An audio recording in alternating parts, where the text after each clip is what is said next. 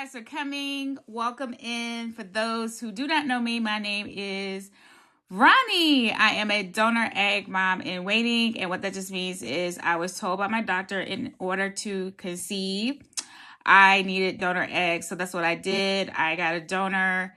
I have had 4 transfers. Unfortunately, I have not had a baby yet, but I am still on the road. I will be doing transfer number 5 this year sometime. But today we have for our panel is Latoya. She is joining us. She used embryo donation, and you want to talk about your journey. Now, you were, what I gather is you was waiting for it all, the husband and everything to get started. Yeah, thank you for having me on. And, it just seems like you show up at the right times all the time. So, and I'll get into that later.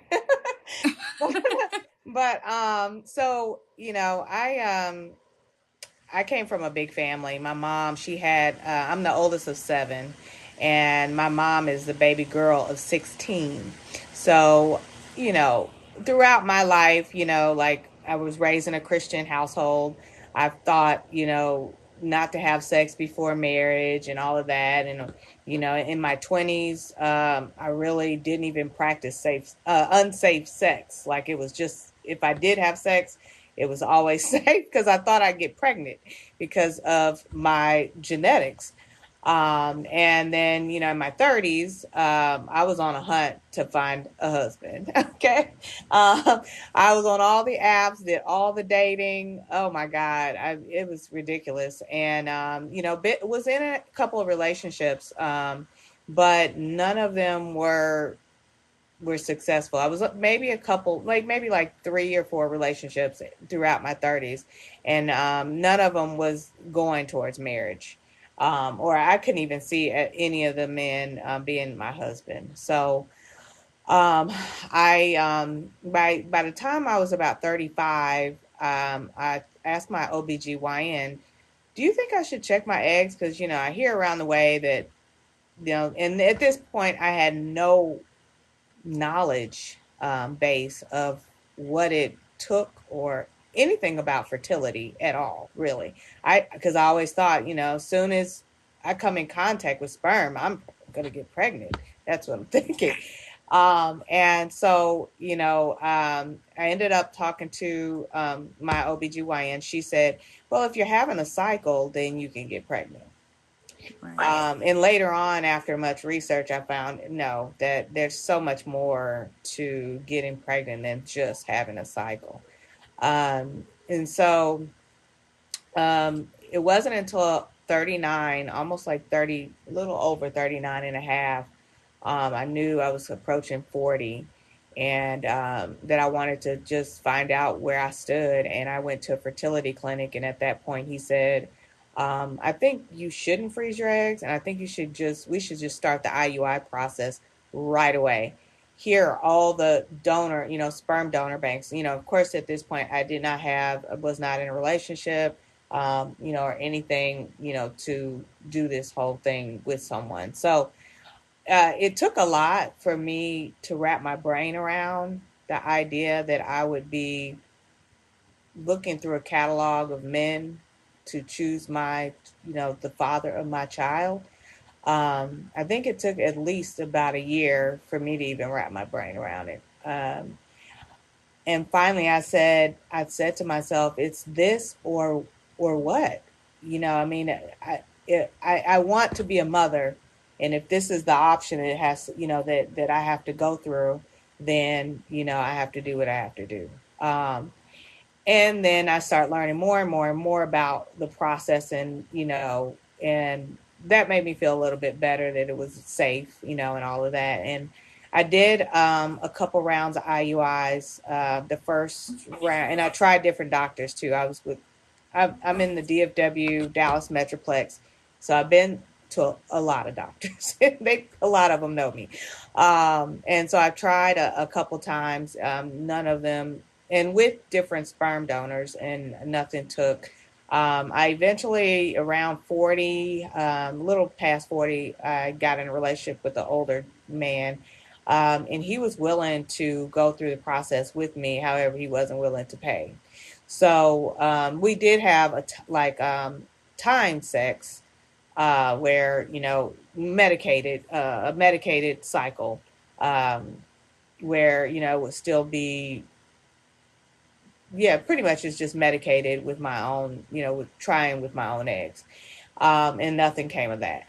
And then in 2022, I joined a Facebook group and found that Sharonda was she was in that group, and I must have mentioned something about embryos because my fertility doctor at that time had introduced me to an embryo bank where one embryo was $10,000. Wow. And so I was saving up my money thinking this is the only option I have is this embryo bank or whatever for $10,000 for one embryo. Until Sharonda came and told me about Embryo Live through one of the Facebook groups, and it was a lifesaver. I went on that day that she posted that link. I looked on and I found African American embryos. And I don't know if you all know about how hard it is to come across African American embryos, but it's really really challenging. Even in like trying to find sperm, a lot of my all of my none of my sperm donors were black. So yeah, it was. And then I said if I do go to embryo, my dream is for the egg donor to be tall because I'm 5'9". She was 5'10". Wow. And so the sperm donor was 6 feet, both African American. He's a scientist by trade, and he has military background. She seemed very sweet, played basketball in school, and everything just clicked. And it was a process to get those embryos. I do remember it was one challenge after another. And it took me 8 months to actually secure the embryos. And I was thinking, okay, I just need two. There was a batch of four. And I was like, well, I'll just take two that way, thinking to myself the same way I was with the IUIs. Oh, first time around, I'll get pregnant. Let me ask you, so for those who don't know like what Embryo Alive is, can you explain what type of company it is and what it actually does and So the cost? yeah, Embryo Alive is an agency, and one lady runs the whole agency. It's a very small operation, but she sperm donors and egg donors, or well, not really embryos. So people that want to donate, whether it be couples or anyone that has leftover embryos, and that want to donate those, that is what Embryo Alive gives them that platform to donate their embryos, um, and at a very low cost. I would say I want to say $1,000 per embryo or something, 1,000 or 1,500 per embryo, and so yeah. She provides all of the legal paperwork, the contracts. She facilitates the communications between, the donors. Um, and it should be a very seamless process, but depending on how many people are involved in agencies and it could be a process. So I ended up at yeah, I don't even remember what age I was, but yeah, it was in 2022. In August of 2022, I secured two embryos. They were female, both females. And I got them tested, PGT tested, and one came back not viable, and so there was only one baby girl at that time, and I had my heart set on a boy because there's no boys in my family. So So I said, I am going to have me a boy. And I had all my boy names, picked out. And so I said, I need those other embryos. And she tested, that one embryo tested 5AA. That was a 5AA embryo. And I said, keep her on ice. And I'm going back for the boys. So I purchased the other two. And so I had my transfer. That was after, at this point I'd had one fibroid surgery also. So that was a journey, just finding out I had fibroids. But um, I had the first transfer. It was unsuccessful. They did a hysteroscopy, which they, take a camera and go up your uterus, and they were able to identify additional fibroids. And I just had fibroid surgery maybe 2 years before that. Right. And so I had to have surgery to have those removed. Then we went to do the second transfer with the second boy. So a couple days after transfer, I wake up. I had a dream before I woke up. I had a dream. And in the dream, there was a little boy and a little girl. And the little boy was pissed off. He was mad. And he was like, I don't want to be here. Why did you bring me here? And the little girl was like, Mom, what's going on? Mommy, where are we at? And then I heard a voice say, wait. And when I woke up, I started crying because I'm in the process of waiting if I'm going to have this boy. And this was my last boy. I only had two boys. That was my last one. And I didn't know how to reconcile with the fact that that could have been God speaking, saying, He's not coming to this earth. Right. And He doesn't want to be here. And that really opened my eyes to a whole new world, that says that wherever these embryos are, there may be something to that, and that they may be a life at the embryo, stage, where they're in a better place, and maybe there is a better place for embryos that don't make it, that we don't know about. I don't know if that's heaven or whatever it is. It's a good place because he did not want to come here, that everyone doesn't want to be here.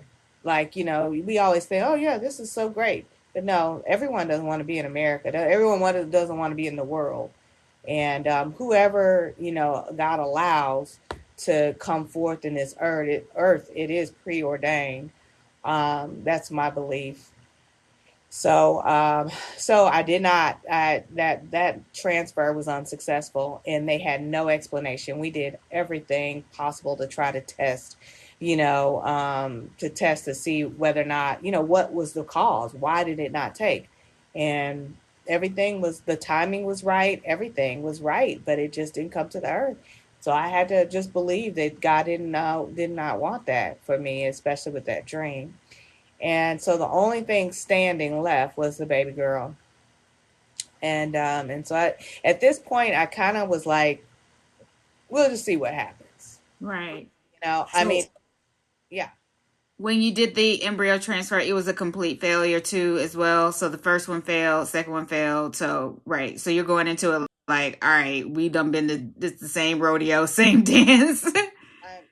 And at this point, I'm just like, okay, whatever.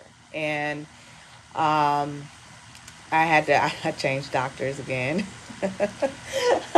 I heard that there was a good doctor. He was on the magazines and all of that. Like, he's number one. So I said, I heard you were great. So you got my last embryo. I'm gonna need you to come through for me, And yeah, and we did everything, and they did the financials, and I thought my insurance was going to cover a majority of it. Well, come to find out, it didn't, and I was so mad. I called my mom. I said, I don't think I'm going to do this transfer. I'm not doing it. I'm not going to spend this kind of money. And she said, it's a tax write off. Just do it. Just do it. And it's so many times that came so close to things just not working out, and somebody had to come in and intervene. But yeah, so after she said that, I said, okay, I'll do it. And did acupuncture before, which I never done that. But I did do that, and took the rest of the day off, which I usually do. And then, August 1st, I transferred. August 10th, found out the news. I was pregnant, 2 lines on the pregnancy test. Never seen that a day in my life. That was at 44 years old.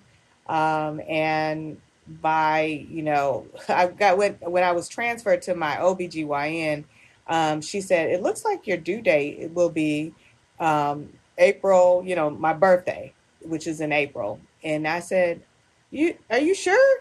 Like, that's my birthday. And she said, yeah, you're due on your birthday. And I had a really good birth, no complications, no health. I gave birth naturally, but I did have to fight for that. And I did have to learn a lot. Even it's like you think that the journey is over when you learning everything about how to get pregnant, but Right. there's a second level of a second stage when you become pregnant. Um, how you need to advocate on a different level for yourself. Did you choose in protocols, learning about different ways that they induce, and and what could cause a C-section unnecessarily, especially, and then even the studies for African Americans and pregnancies across the United States, and even deaths. Right. So we do need to, keep that in mind, which I did not.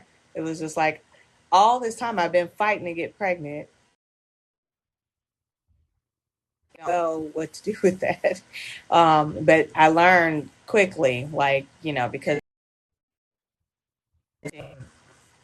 C-section for no reason.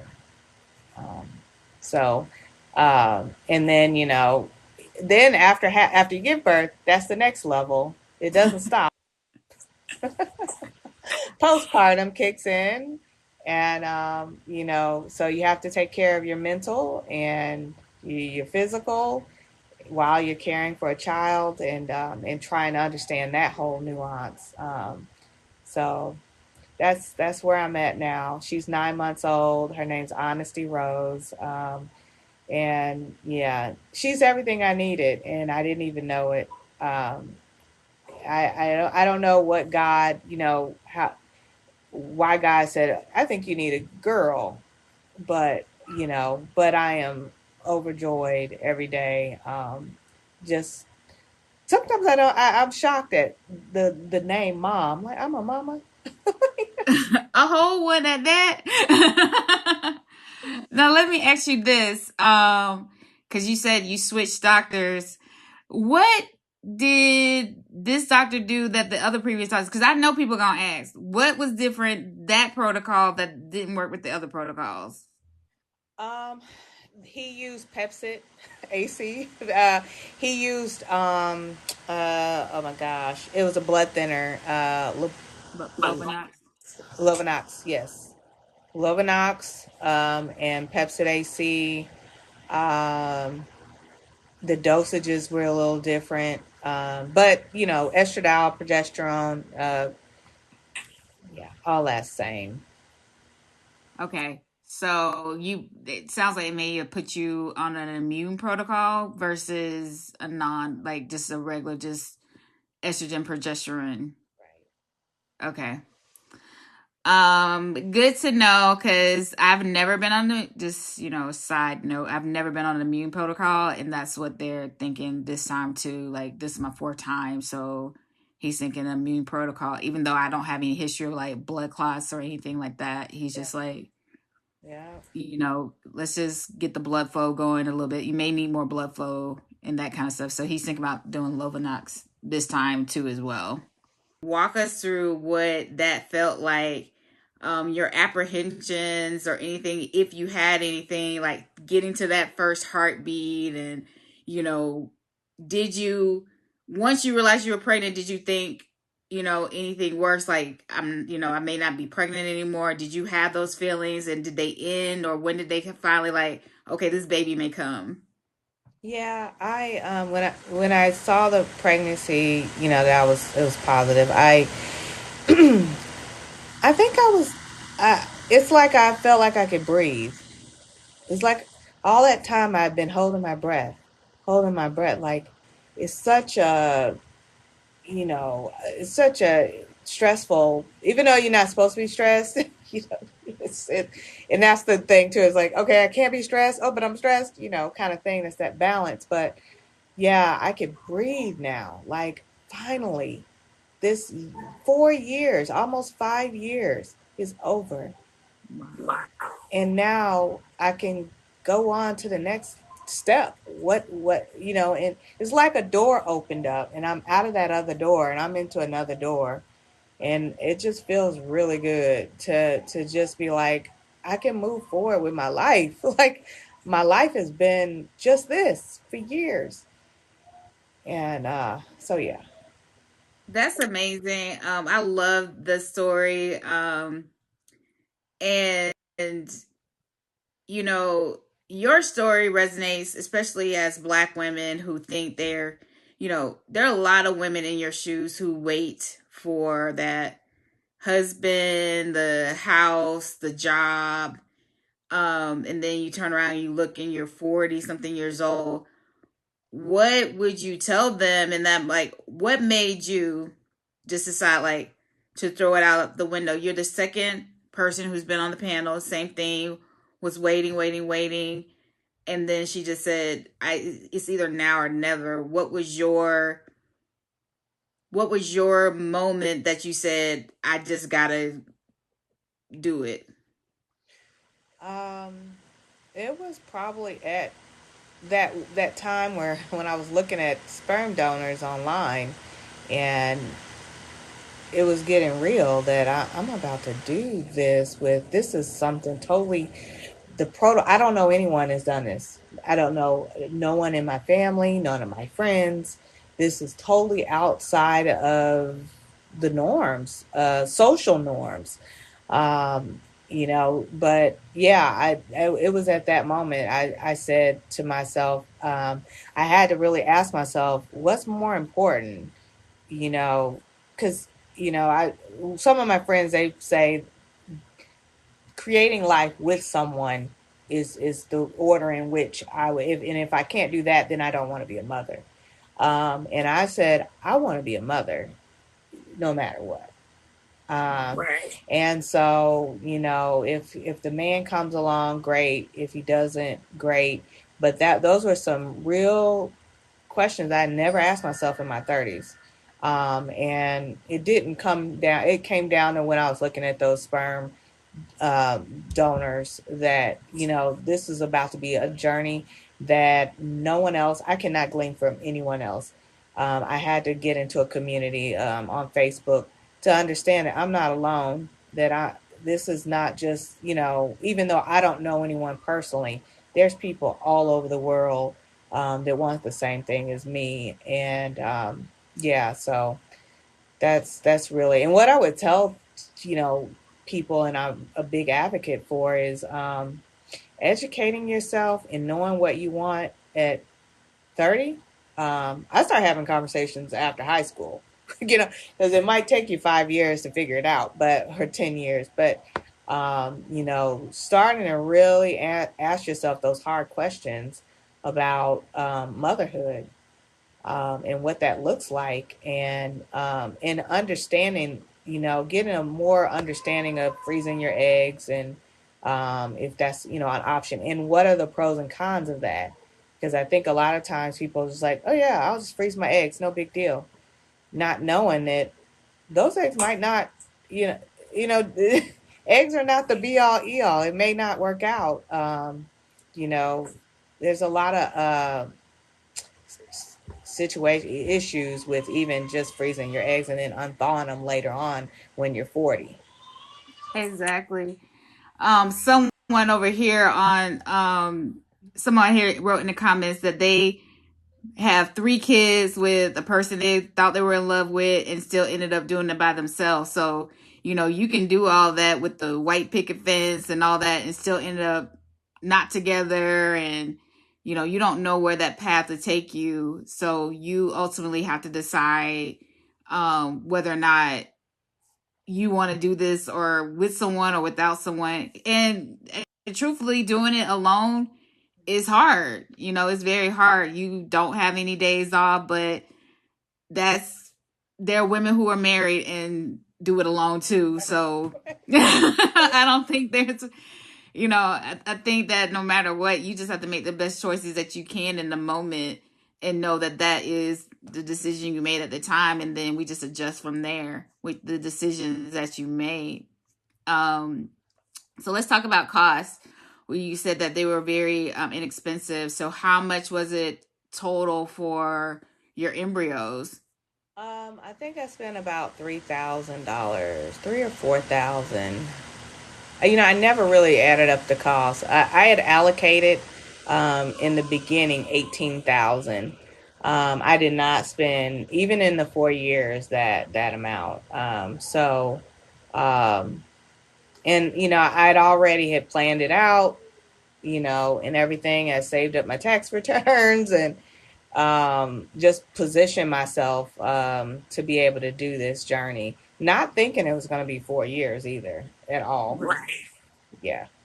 So, I don't think any of us expect it to be that way. I think what you said at the beginning of the interview is we all think that we have time because we've just been conditioned to know that um, we can have babies. At like you said, I was making sure I was careful that because I didn't want to get pregnant, and then come to find out like you couldn't. So I think that we've all gone through that, especially being a woman of color, that we automatically assume that unless you have fertility, somebody in your family had fertility issues and talked about it, that we all can just easily get pregnant, and that's not the case for a lot of us. right. So now she's here. I need to know your emotions because, and I also need to ask you too, while you were pregnant, um, and even having your losses, did you ever think, well, it's not my DNA, so it's okay? And when did you get to a point, did you forget in your pregnancy that this baby was not genetically related to you? Um, I did not forget, but I did. I was curious. I was a little scared too because I was like, I don't know how is she gonna look? You know, I don't know anything. I don't, like, am I going to be able to care for her properly?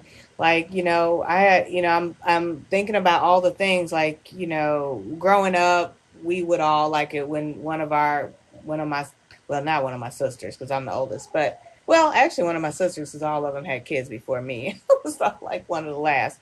When they had children, we would be like, yeah, if they're having this problem, it's because so and so in the family had that problem.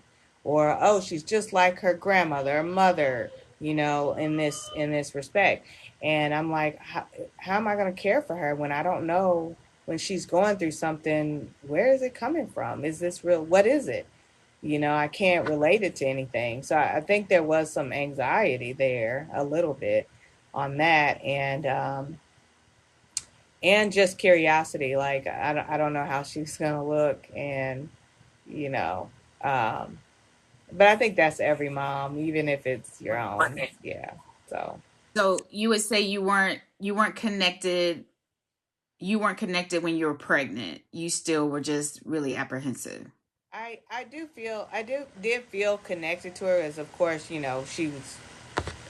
was jumping and moving all around in my stomach, but I think the connection part. I think it didn't really hit me until after she was born. Um, you know, it was like when I was rocking her to sleep, or just little things that I was like, I would go to sleep and she would go to sleep at the same time. Like And then I realized after she was out, like how she gave me life. Being in my womb and, and her growing in my womb gave me life. And being a little older, I probably was in going into perimenopause. And so my estrogen levels, testosterone, all of my hormonal levels were declining. And with her hormonal levels, it gave me the hormones that I need. So I actually felt great pregnant. I remember looking back, I was like, oh, I was wearing the cute outfits. I was going places. I was doing all the things, showing off my belly as much as I could. So very, very happy. And then she came out really happy. So she's a happy baby. And so yeah, that I did feel connected, and it didn't really dawn on me how much until after she came here. And all those fears of what she was gonna look like, and I was so glad. I was like, she's so pretty. And I knew she was gonna be tall, so I was just so happy. I'm like, oh, I knew you were gonna be tall. I already knew it. So yeah, yeah. So if you have any questions for her, um, and she did embryo donation to get her daughter. She sounds like what Embryo Alive does is what a lot of us do is just an egg and sperm donor. You get both, and you just essentially you create your own embryos. Um, which is a lot, which is what a lot of us do anyway. So a lot of us get egg donors, and then maybe you're a partner or do a donor as well. It seems like they have like a boutique where they already have people in a database to create the embryos themselves, which honestly isn't a bad idea. When you're looking to create, it's a lot more less stressful than waiting on a couple to who actually have embryos to donate. A lot of women will say when they're doing the processes, sometimes the couple will be eager or the individual will be eager to donate, and then they kind of their feelings get involved. Do they want to donate? A lot of people get ghosted. So this just takes that extra stress out of it because they're gonna donate, we're gonna put them together and we're just gonna have a baby. So that's basically the route that I went through to as well. I just didn't have I don't have the energy or the space. Let me find an egg donor. I already had the other stuff. We put them together and we keep moving forward because I can't wait. I just didn't have the patience to do that. And as Latoya said before, finding AA African American embryos are extremely hard to find because a lot of people, even in our group where women have egg donors as the woman part, they still don't want to let them go. They still can't see that those are their children, and you have to kind of respect people for where they are. Me, in my opinion, I'm ready to unload them. I'm tired of paying the bill every month. Yeah. I'm tired of paying the daycare bill. So when this baby come, I'm like, all right, we got one more year, and then we send them off to the wilds and give them a good home. Is what my plan is to do. But everyone doesn't feel that way. Some people will be like, no, I don't want to do that, or they'll just keep them on ice for a long time. But you have to wait for people, and when it's their time, it's their time. Um, so what I will ask you, my last two questions is now that she's here, and how old is she? 9 months. She's 9 months.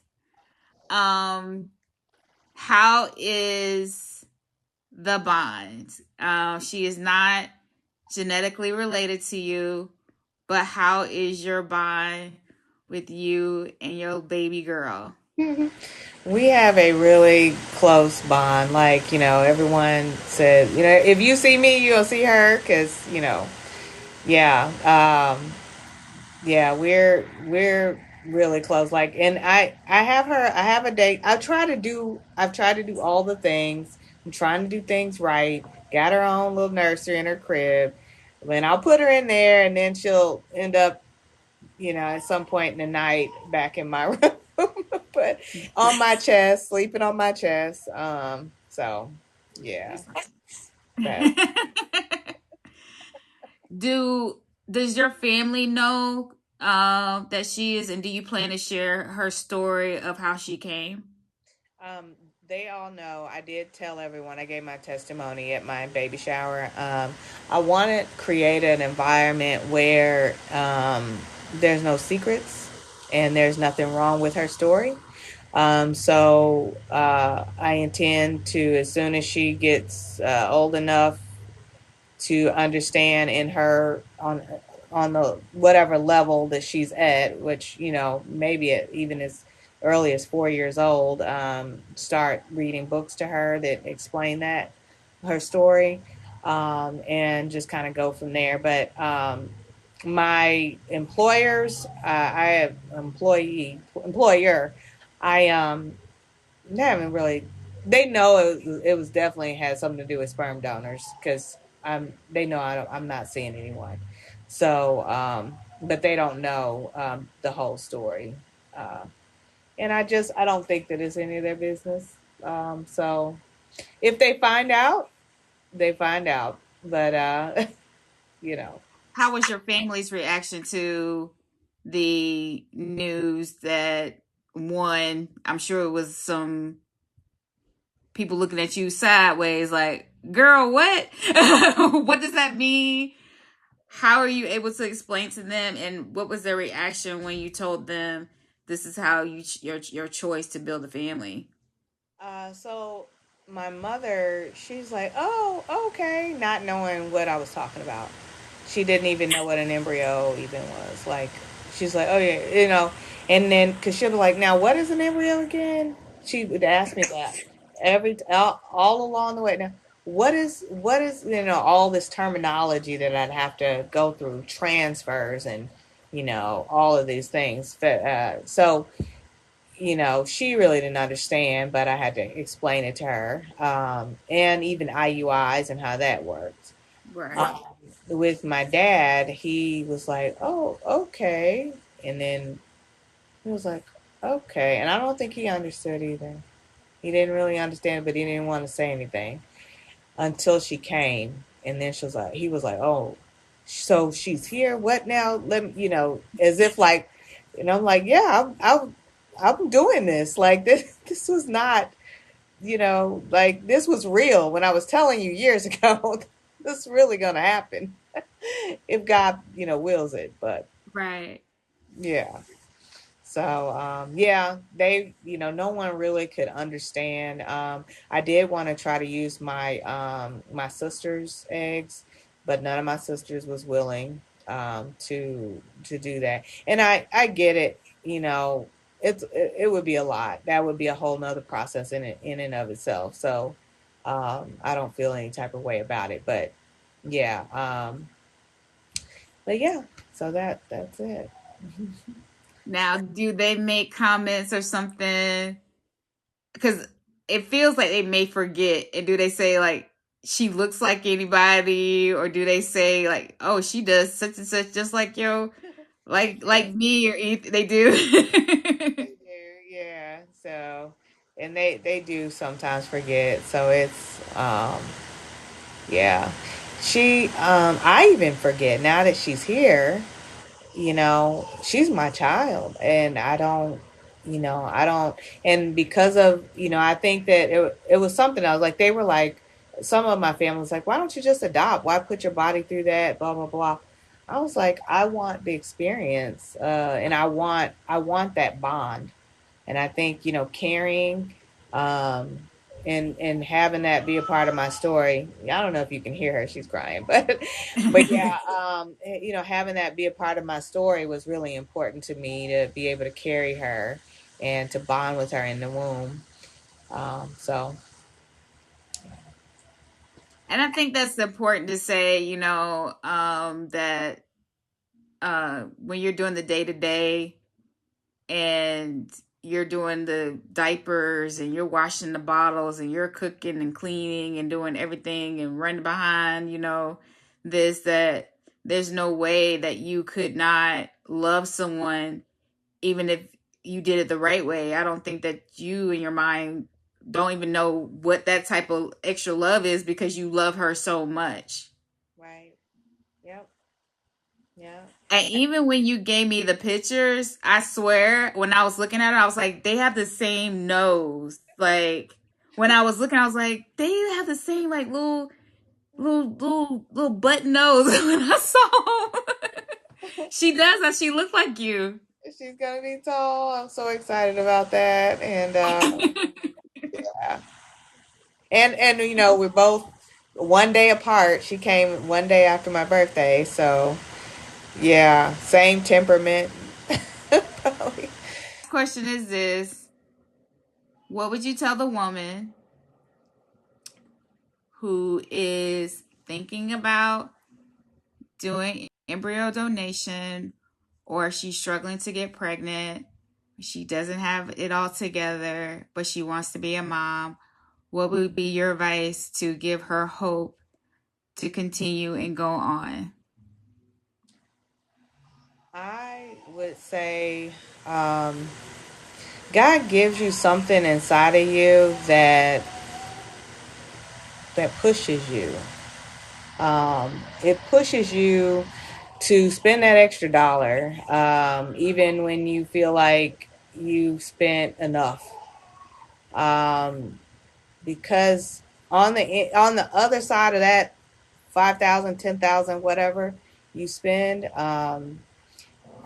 is a life that that you will forget immediately after having given birth or getting pregnant. You will forget all that money you spent, and it will be fully worth it in the end. Um, and so I would say, every woman knows her cutoff time, but if there's something inside of you that's saying continue to push, to to push and try out different doctors, and interview them, look at their product protocols like we were talking about earlier, um, and just educate yourself and know that you're not alone. You're not alone in your feelings. You're not alone um, in this process. That there's a huge community out there going through the same thing that you're going through, and that um, if you really want to be a mother, I would say continue to push on towards the mark. And yeah, that's what I would say. I want to thank you for your transparency. I want to thank you for your time.